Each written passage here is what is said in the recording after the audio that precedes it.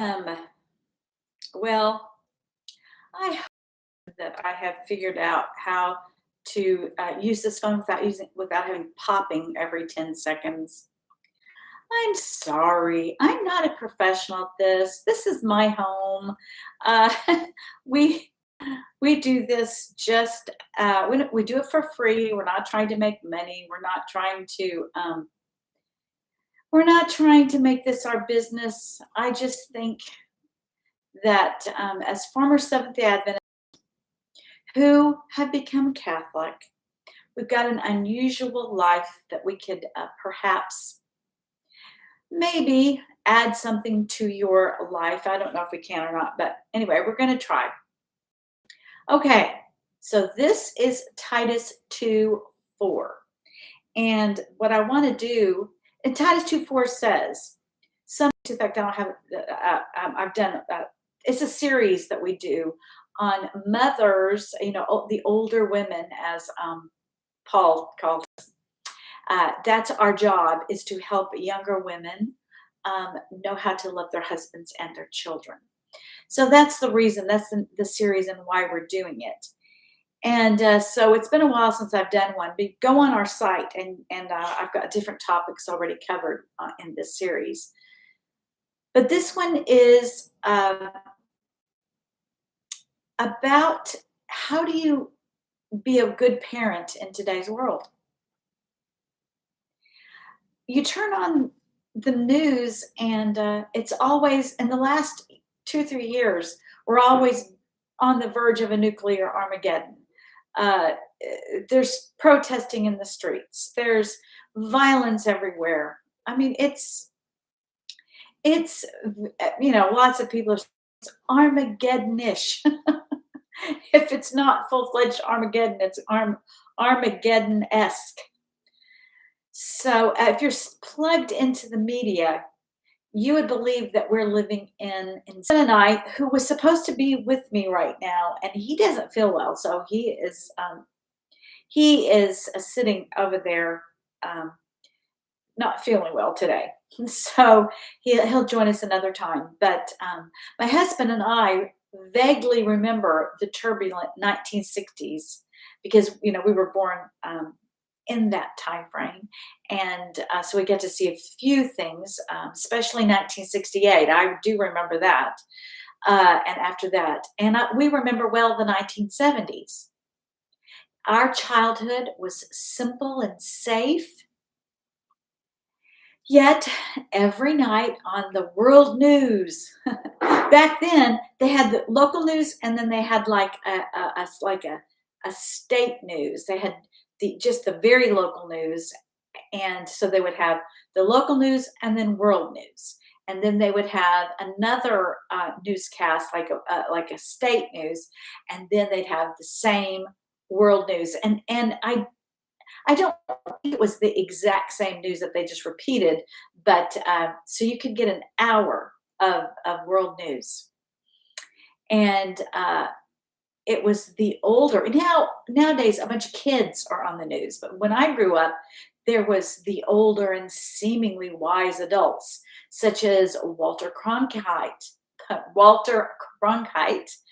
David Brinkley, Barbara Walters, Harry Reasoner, and they delivered the terrible news, such as the political assassinations at that time, reports on the youthful, dirty, stringy-haired hippies wearing embarrassing clothes that were dying of overdosing on psychedelic drugs, and that even hit our little Seventh-day Adventist school in Dallas, Texas. We were not immune to all this stuff. Wars and protests were seen for just a short time in the evening news. And then you turn it off and do actual life, such as playing outside with your friends or doing homework. Now, all the news reports were probably true, but it seemed very distant. It wasn't really something that you very often saw in the 1970s in my day.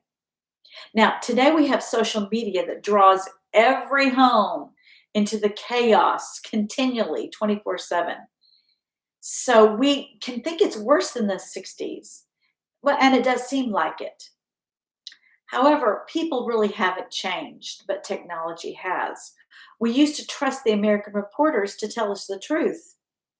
There were supposed to be industry standards. But today with the internet, things are very different. We've got people with cell phones and they're clicking everything that's going on and they're recording it and putting it online immediately.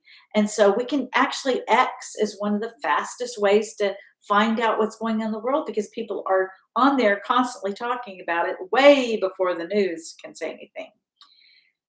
And now, how much of what we see in the media, whether it's true or hyped, hyped for clicks or fake, even produced by AI. I mean, even today, you look at stuff and everything's AI now. I mean, it is most of your commercials are AI because it's cheaper. So we don't know what's really true or not. Reporters aren't trusted. The legacy reporters have the big money, behind them, funded by big business. And that's versus now the youthful and passionate independent reporters who might be making some rookie mistakes, for all we know. And so you've got all of this available and on all these different social media. Snapchat, Instagram, and TikTok, and people are constantly putting stuff on that and going live like I am right now. Our schools, our education, especially our university, they're right now highly suspect. We just don't trust them.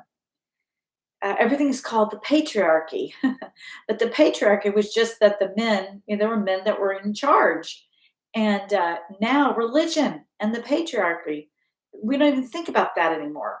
It's just so far off the reservation. We have so completely damaged men and their reputations that we don't trust them.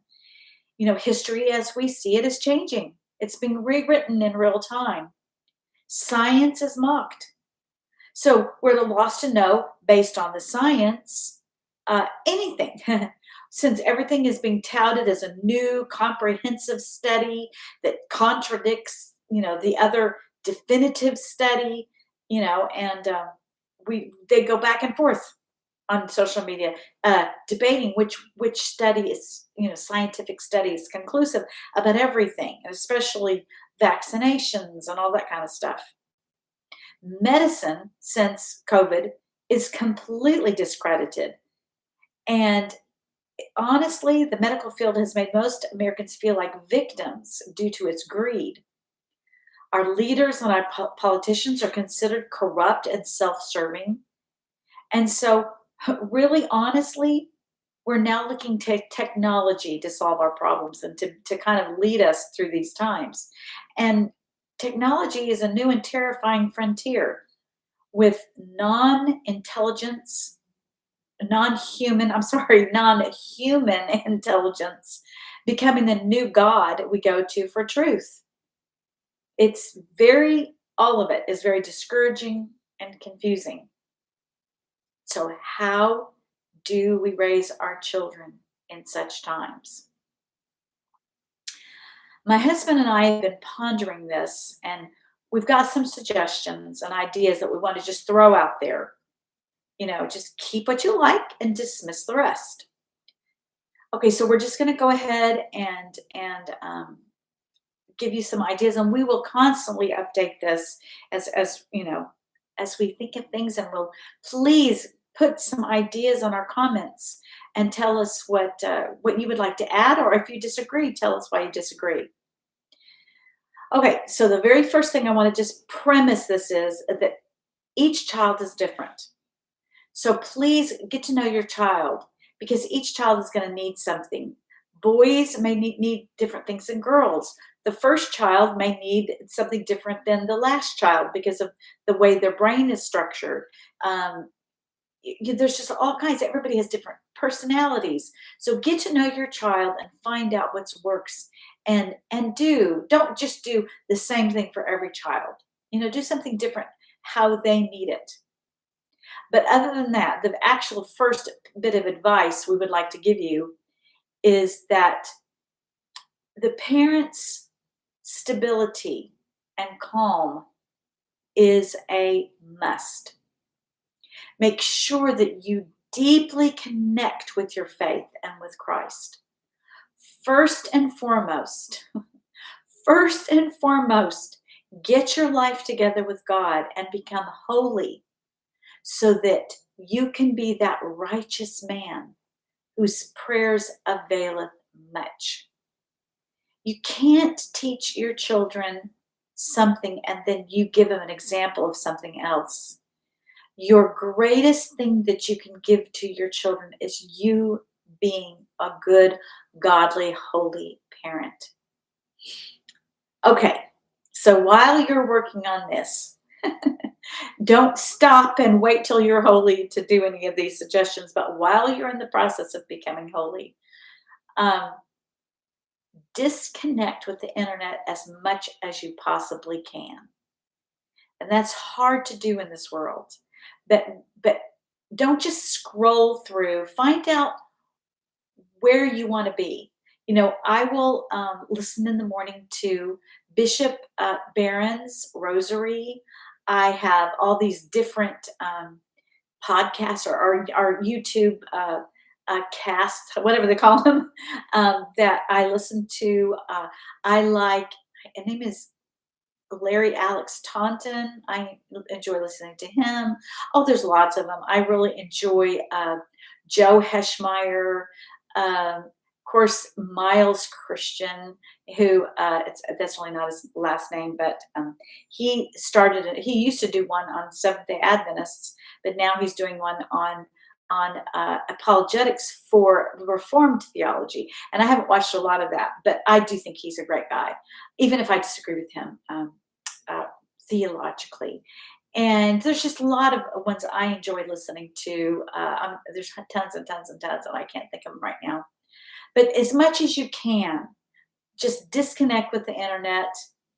And then if you're Catholic, why don't you start going to a few weekday masses besides Sunday Mass?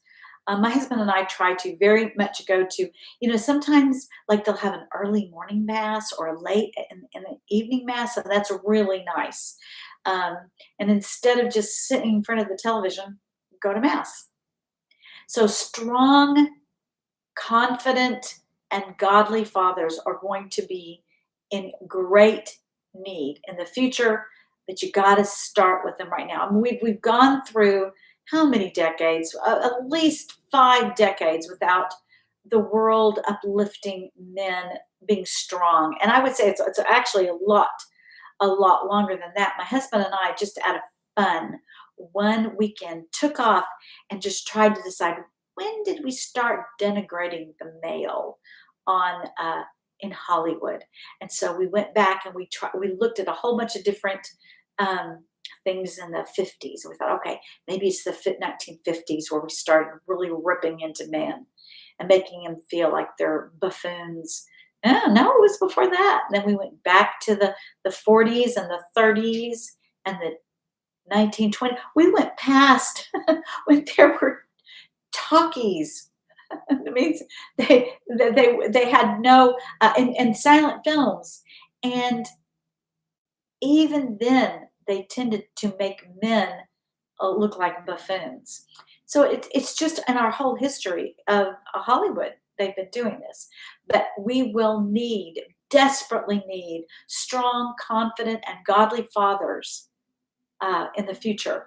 So time to build very large, strong, and holy families. Okay, some long-term ideas about what we can do. Let your children know you trust them and their competence. Once they get to be a little bit older, if you start giving them responsibility, this is going to give them really a possibly life-saving confidence, and they need to be given responsibility where they need wins. You know what I'm saying? Give them something that they can win at, and let them know then you can trust their competence. That's very important. Teach them to think about their neighbors during times of crisis and not just themselves. We tend to do this. We tend to say, okay, I've got my family to take care of. And that, of course, is the most important. But also let them know that God said we've got to love our neighbor as ourselves. And so keep that in mind as you teach your children how to negotiate the world. Keep an eye on your neighbors and do good things for them too. Now, I know it's hard with two parents working, especially two parents working, but on weekends, try to go do stuff with your children. Hike, build something, go have fun, but not just fun. You can have, actually, if you teach your children, you can do a lot of fun stuff that is that you learn. It's very fun to learn and get exercise and teach them how to live. And you know what? When you do that, they're not going to really miss their electronic devices. Think about this. Teach your children real history. Don't trust what they hear because, like I said, history is being destroyed. So get a few books. I would go onto eBay, look at some books that are 100 years old. See, what did they say back then? Go look at old books in the history. See what they said. Teach your children how to have noble thoughts. I'm going to leave that to your imagination. What does that mean? Go find out. Elevate your children. Teach them to think noble and elevated thoughts. And also to be practical, teach them to assess situations logically. This may be very important in the times that are coming. They need to be able to assess a situation and in a very logical way, and teach them not to get sucked into emotional situations that can go very badly. Like in what's happening in Minnesota right now. These people are going out and confronting these ICE policemen or ICE authorities, and they're getting into trouble. Don't do that. Teach them to stay out of trouble. Be a good citizen. Each child needs to be occupied with some type of work. And I'm not saying just homework. They need other things they can do. And even when they're young, their work is to play. But not play on electronic devices. Get them offline. Teach them put instruments in front of them and see which would be of interest to them. Give them ice skating lessons. Find out teach them to play a sport. That's so good. Music and sports and getting involved. That's really important for kids to do. And that is a type of play that's work for them. And as a family, be sure and pray for our country and our leaders together as a family. Make sure, almost everyone in my family has a private devotion time where they study the Bible and they pray individual almost every single day. I think all of my family members have some time during the day, and it's private, and that's good. But you need to have a time, and usually, you think typically it's before they go to bed, but you need a time when your family prays together. Of course, as a Catholic, I could suggest the Rosary, but there's lots and lots of prayers you can do. But pray for our country and our leaders. Okay, now we're going to get into some more age-specific ideas. Now, these are not comprehensive by any means. These are just some gunshot ideas that my husband and I have been thinking about. And we'll add to them, of course. Now, preteen girls, we don't have as many for them, but a lot of the preteen girls and preteen boys ideas will work for both of them. But teach girls to take responsibility for the care of the home and family. That's going to be very important.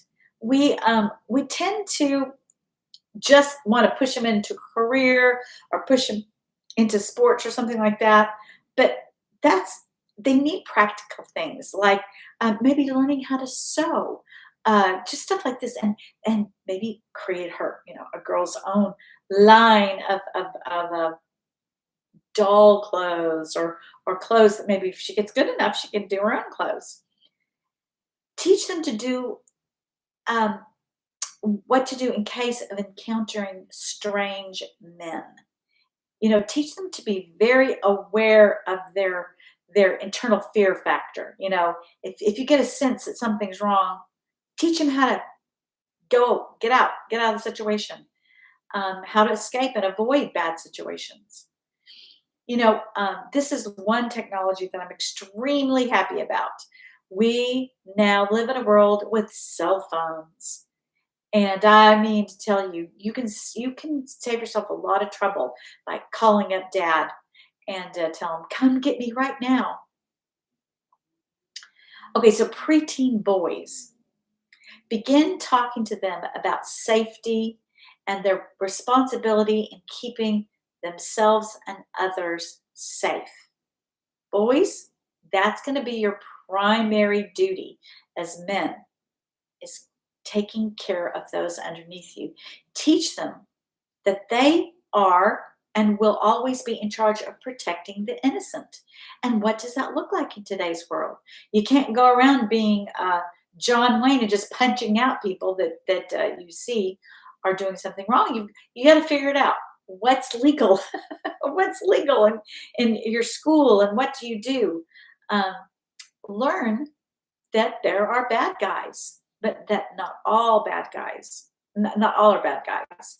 Um, I think we can still, to a great degree, depend on what even Arthur and I were taught when we were children. If you need help, a policeman is a good person to go to. And by and large, I think that's still good advice. Teach your children and your preteens to start mental discipline early. Teach them how to save money. Learn how not to get lost, but if you get lost, how to navigate back home. And like we said, good thing you got a cell phone. Help them to just be able to negotiate life, because things happen in life. Time management and discipline. Assess what's important in the hierarchy of things we do. God first, wife and children second, third, work is third, or whatever. You figure it out. Each situation is different. And teach them how to do um,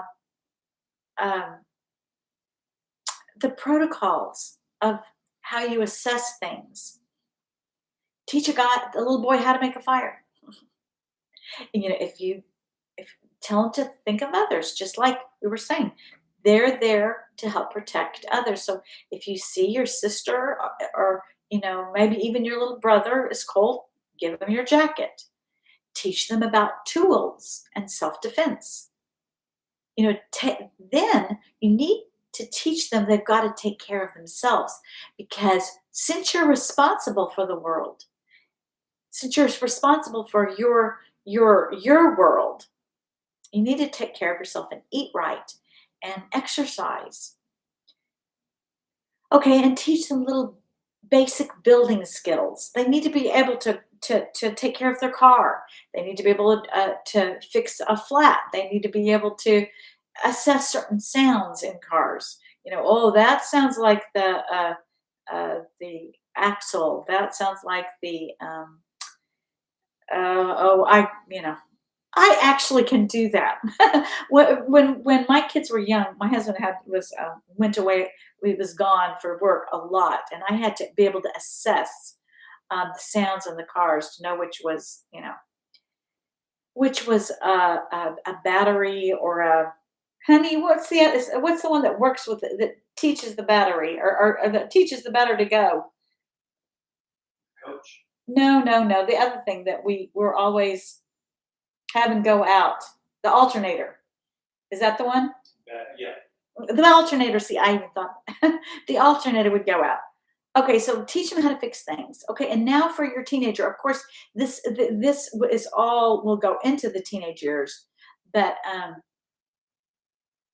for teenagers, teach them to know, uh, to be able to sense when something is wrong, and this is the problem. A lot of them will already be able to sense something is wrong. And when they come to you and they say, "Hey, mom, we're concerned about, are we going to be in nuclear war?" And a lot of parents will just simply ignore the child and say, "Oh, it's okay. Everything will be fine. Don't worry. Don't worry." No, once they're teenagers, they're going to need something more than, "Oh, everything's going to be fine. Don't worry about it." Uh, have a plan. You know, I have a plan just in case that everybody knows about. Some children will feel more safe when they know there is a plan. Be like the Boy Scouts, be prepared. Explain what everyone will do in case of some kind of disaster, in case of flood or tornado or earthquake or worse. Okay, you're going to laugh, but it works for us. Have code words. If the kids get in a situation where they don't want to say what's going on, but they need you to come pick them up, then have a code word or phrase that sounds natural. Like, okay, you could say,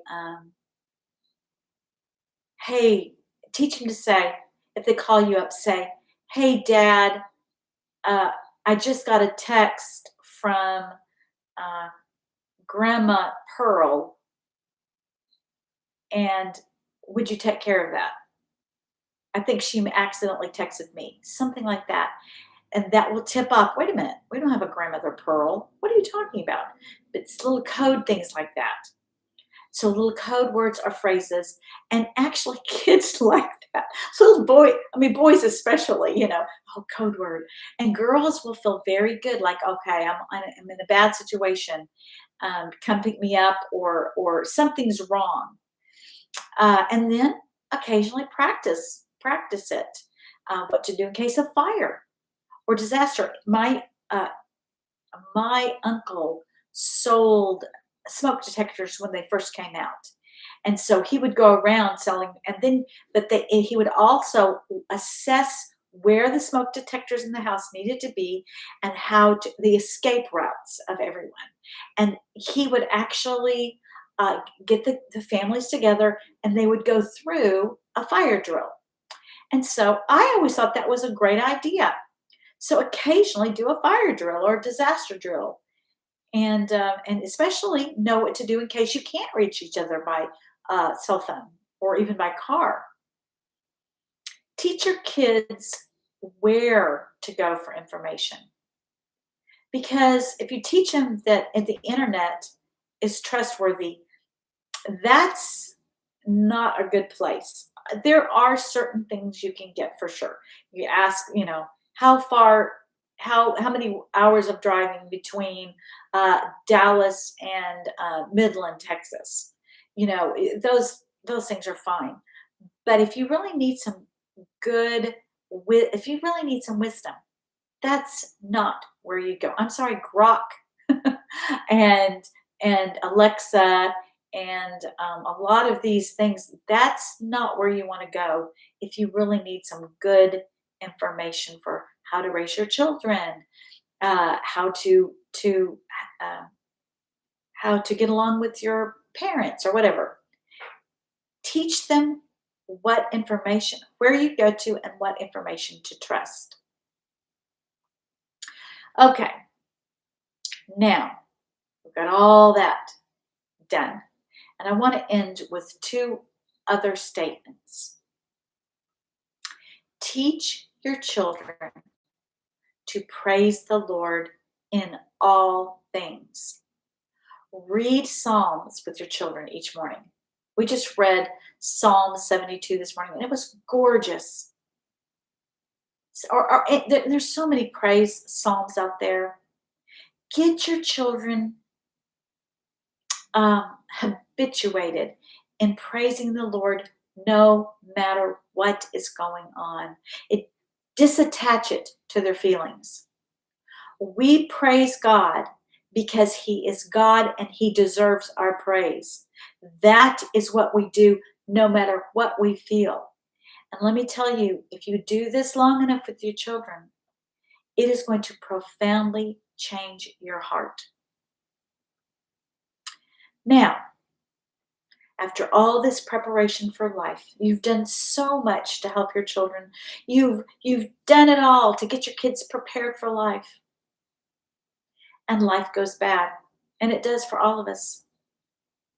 Above all things, above all of it, we've got to make sure our children know that loving Him, no matter what happens, if your whole family is taken away from you, if everything you do is a complete disaster, if you're nothing turned out like you expected it, if life is nothing but disappointment, the most important thing of all is not having your dreams come true. It's not. It's not being a millionaire. It's not becoming important. It's not none of that. All that you do is to love God and love your neighbor as you love yourself. So you should love yourself too. But of course, your neighbor is your family and all those that you encounter during the day. Because when the terrible things do happen, and almost everyone, every life has terrible things that they suffer through. The most important thing, even more important than faith, is love. That's the whole of life, are these two commandments. And so let's keep our children with that. And as they're on their journey and the road of life, always keep that as always the light at the end of the tunnel, the light that is going to give you a purpose. Because in the end, we Catholics believe that let's see, well, that's interesting. Oh, okay, I'm back. It was interesting. It looked like we just went out for a second, right as I was saying goodbye. So I'll say it again. God bless you. I hope that your evening is wonderful. I hope you sleep well. And hopefully soon we will be back with you on a regular schedule. God bless.